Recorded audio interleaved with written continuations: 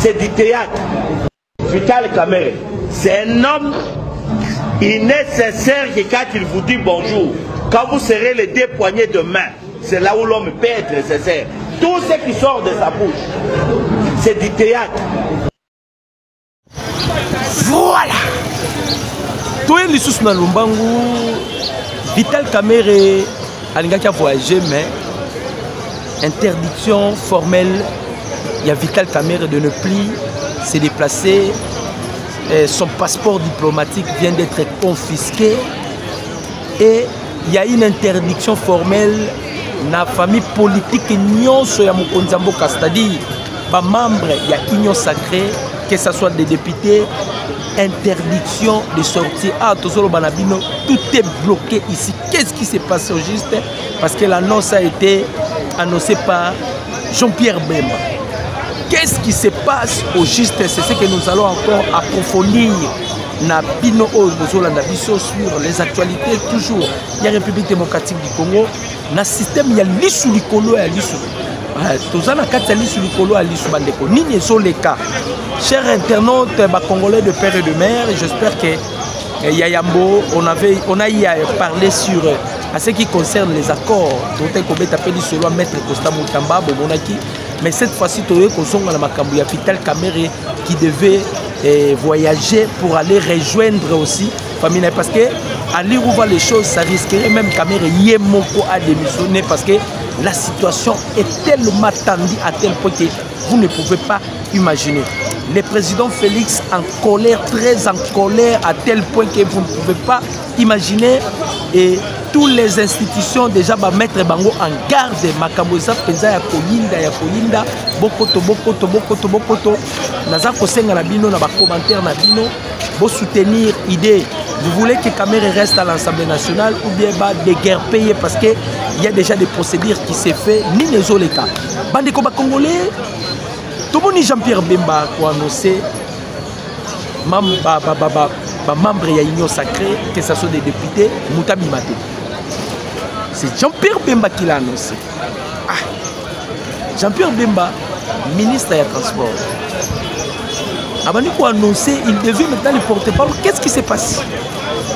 Parce qu'à l'heure où aujourd'hui Sabino, Jean-Pierre Bemba, il est comme conseiller principal ou conseiller de Mokonzi Mboka na Makambebele. Jean-Pierre Bemba outi kopé sa instruction. Personne ne bouge. Kamerhe va confisquer passeport diplomatique. Et Kamerhe bazo les derniers jours. C'est ça et c'est CNS. Azo zelaye amema ba preuve.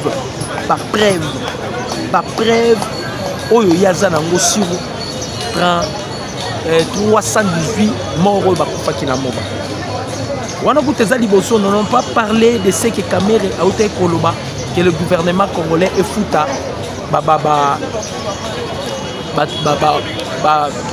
fonctionnaire au bazana Bukavu pe na Goma.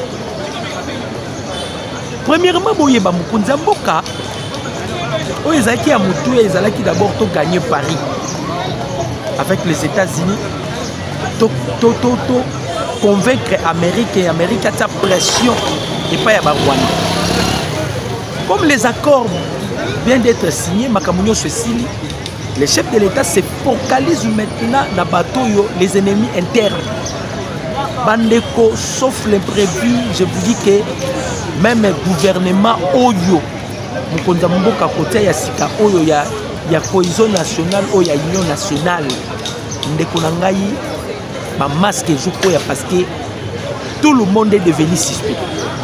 Vous savez que le président Félix vient de vaincre Paul Kagame.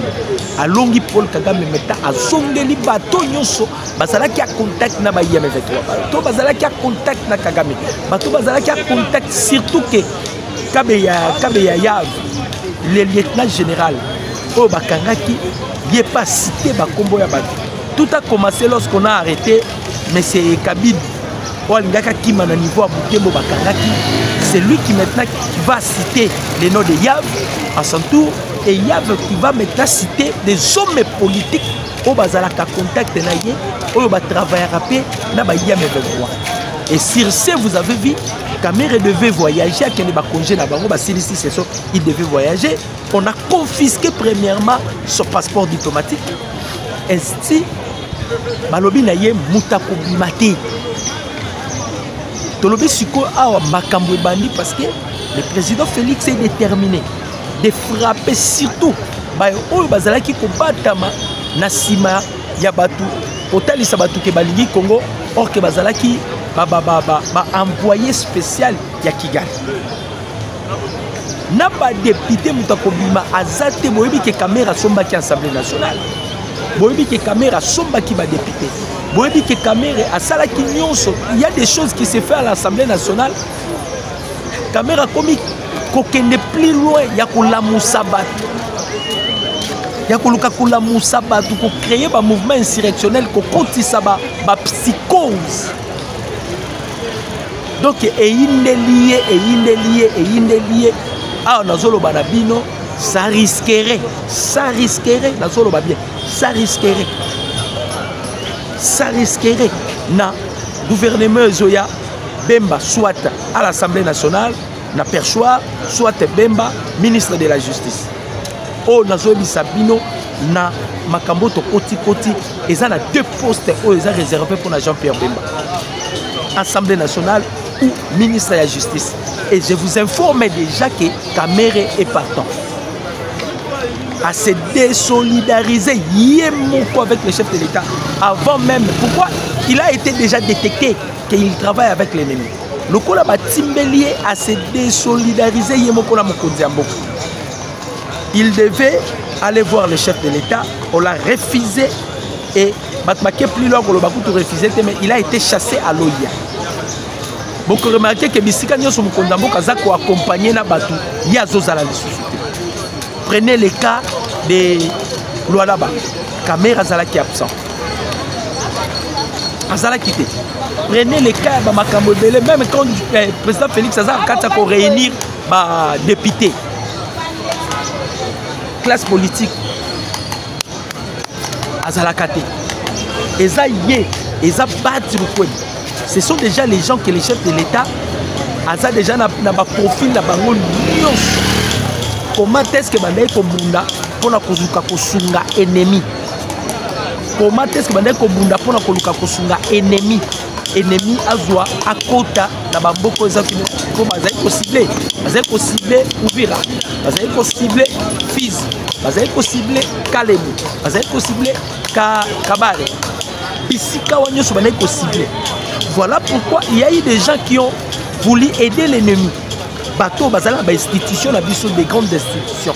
Entre autres, Messetito ainsi que ses compagnons. Bazala qui bateau déjà, bazala qui a contact avec l'ennemi. Babanda il faut planifier déjà parce que bango baïba qui kenanga koya. Baïba qui est kabila yeboye. C'est-à-dire il y a des choses qui vont se faire. Même Mukondambo a bloqué le système na bango, a déboulonné bango. Voilà maintenant. Le messie en question, l'intouchable, il vient d'être touché. L'intouchable vient d'être touché. Quelque chose que tous les Congolais s'attendaient depuis longtemps, cela maintenant vient d'être fait. Les intouchables, Babandiko Simba Bango. Nalobi Nabino, les intouchables, Babandiko Simba Bango. Surtout, mais c'est titre de l'Assemblée nationale. Toebi Saki est 99 jours et à la rapport à Mouyibi. Mukolo Moko et à la rapport à Mukolo. Ato Kosaki ba Congolais nyoso à la Congolais. Biso si Toeba que toi tu es un Rwandais. Et puis sort Nayo et Koyeban. Oza Rwandais mais oza plus que ba Rwandais parce que Toloba qui a un moment de fois. Tobandai Koloba yango. Mais c'est ici collabore avec Nicolas Lanner. Nicolas Lanner, c'est lui le patron de la sécurité française. Mais ces messieurs-là collaboraient avec Nicolas Lanner. Au moment où la France cherchait à clouer la République démocratique du Congo. Botel le long de France a isolé. Botel a écarté France dans ma solo. Donc France n'a plus droit à causer même les minéraux congolais. France n'a plus droit à exploiter même le pétrole na biso ya lac Albert. Asa na droit li sous-souter parce que wana kutu de tozolandela. Pétrole na biso ya lac Albert ndeko tozolandela. France n'a plus droit. Maintenant, ce monsieur, comme il s'est contemplé de la France, il s'est contenté de la France. Voilà maintenant, tango akendaki na Ouganda, akotaki déjà en contact avec Joseph Kabila. Bapesaki ye planning o esengelaki ya Charles. Et les gens qui ont été ciblés, boyebi, ministre Thérèse Kayikwamba zalaki ciblé, maître Costa Moutamba zalaki ciblé, Jean-Pierre Bemba zalaki ciblé, même le ministre de la Défense zalaki ciblé. Ils ont commencé par Moutamba. Maintenant, Kamere Azana Katia Manitos va quitter pour charger Maman Thérèse Kayikwamba. Ana Katia Kotuta déjà va député. Va député va Luka initiative ya ko convoquer Maman Thérèse Kayikwamba. Aya ko expliquer réalité ya deal entre les États-Unis et la République démocratique du Congo. Aya ko expliquer makambu ya accord ya ba signature, comment ils n'ont pas passé par l'Assemblée nationale.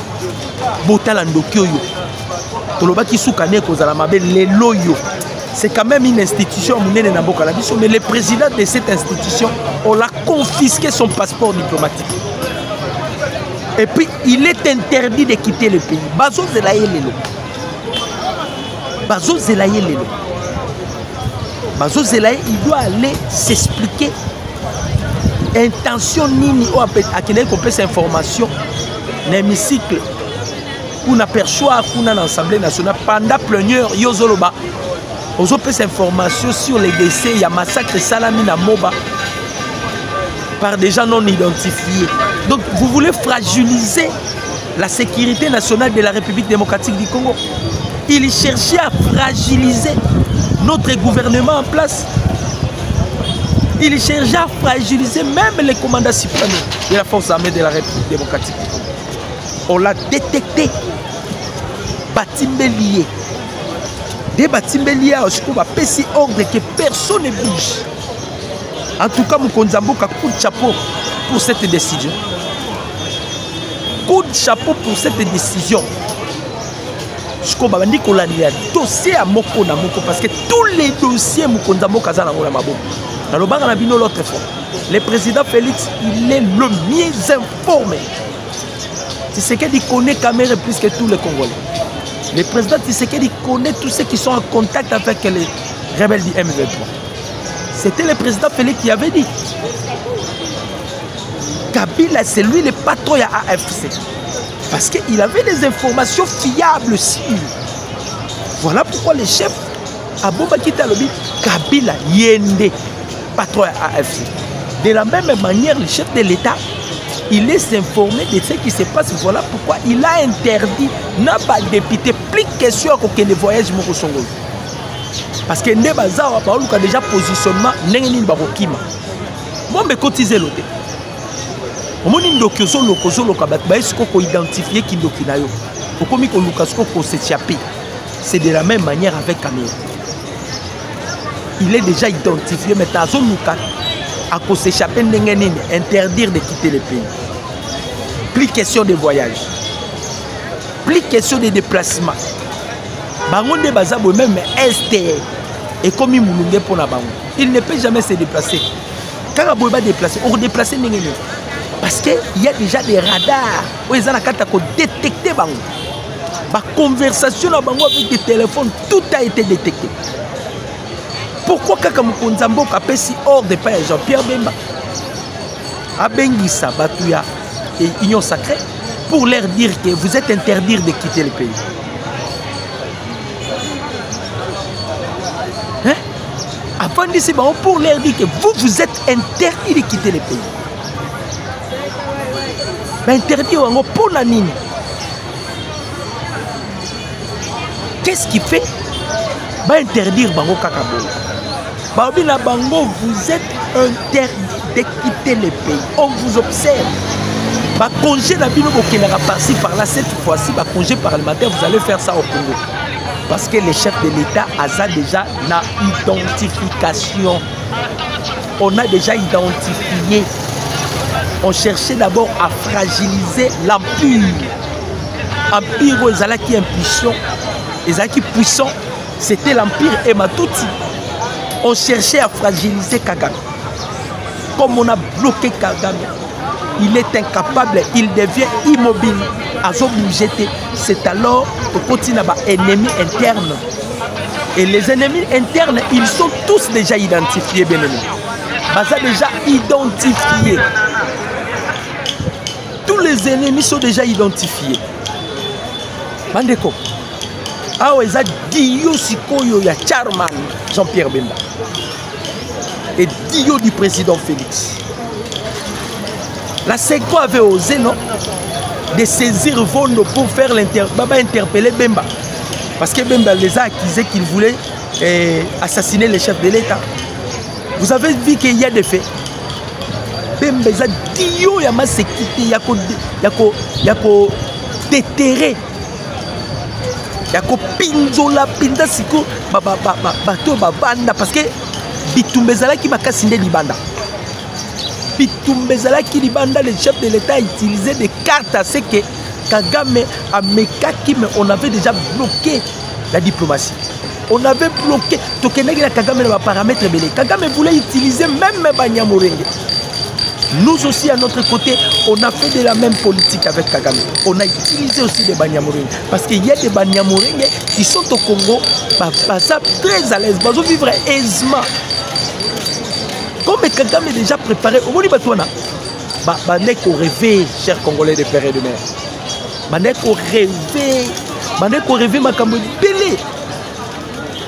Surtout que lorsque nanga bandiko ya tango nanga zoya. Ah bandiko ba Congolais. Ba caméré, baba bilukwebo, batouana nyonso ba yeba déjà que non, c'est fini. C'est fini, c'est fini, c'est fini. Or les chefs de l'État azaki na cartouche, azaki na dernière carte en oboya. Et là qui a corps à corps avec les États-Unis d'Amérique. Les Américains sous pression de la guerre entre Israël et Iran. Les Américains veulent à tout prix en finir avec Makambouya Congo parce qu'ils ont besoin de minerais. Comme ils ont besoin de minerais, ils sont peut-être bloqués. Ils ont minerais, conditions comme Abuka vous la libérer. Et la personne qui avait eu l'initiative, c'était Mama Thérèse Kaikwamba. Alors, il faut que Goma Bukavu soit libéré. Et Massa de Bolo s'est allé convaincre aussi le président Donald Trump. Nengesko to silisi makambo wana nde bomoni Bemba esko ko zwa dossier ya bateau ya interne tient na message. Pourquoi Bemba les a dit de ne plus sortir? Pourquoi? Bandeko, Kabido a cité les noms de plusieurs personnalités. Luboya Kachama avait cité les noms des députés qui étaient en contact avec la Codeco, avec la rébellion Zaïre. Luboya Kachama avait apporté même des preuves. Kabido a cité Luboya Kachama, il y a des preuves. Par là, directement, vous allez comprendre pourquoi on les a tous interdits de ne plus voyager, de ne plus quitter le pays. Pourquoi cela s'est fait? Au moment qu'ils sont en vacances. Pourquoi le chef de l'État a donné les instructions à Jean-Pierre Bemba étant ministre des Transports et Jean-Pierre Bemba à son tour a convoqué il y a Union Sacrée pour lui dire que le chef de l'État a donné les instructions Moutako Bima Awa Azate. Moutako voyager Azate. En emporté Caméré. C'est son passeport confisqué. Plus question de se déplacer. Parce que Kobimanae, peut-être qu'il devait aussi fouiller. Donc vous allez comprendre que la situation est extrêmement tendue. Batangi Patunion Sobasale la Rabaïa comme ça. Batangi Bango tout. Bientôt là, les masques vont tomber. Alors bien, bientôt là, de masques vont tomber. Et quand les chefs de l'État ont commencé à niveau, il faut créer un gouvernement assis. Et puis je vous informe, les députés sont à l'issue sous 500. Makambozo Sala, Maseko Sala. Les députés sont à l'issue sous 500. Tous qui sont dans le monde pour changer Makambo presque nyonso. Donc ennemi en débandade, en difficulté. Le monsieur Wakaningini, incapable. Il y a un contact parce que tous ces réseaux-là, dévoilés, on a dévoilé. N'a pas député, Pepe Mbosso avait raison. N'a pas député, Bandeko Congolais. Bazo fouta bino mbongo ya ba Congolais. Mais vous prenez cet argent pour aller soutenir la rébellion.